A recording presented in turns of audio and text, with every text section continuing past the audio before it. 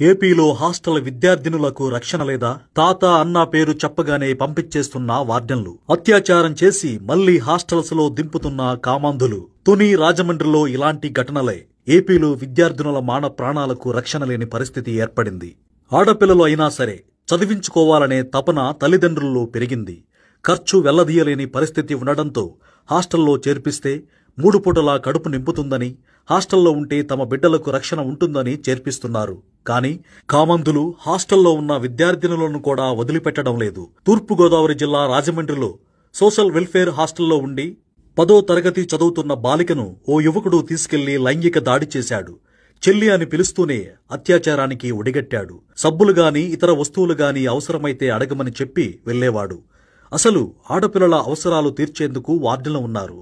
వారిని బయటకు పంపించాల్సిన అవసరం రాకుండా చూసుకునే వ్యవస్థ ఉంది. చీకటి పడుతున్న వేళ 10వ తరగతి విద్యార్థిని పంపించడం అంటే ఖచ్చితంగా భయం లేకపోవడమే.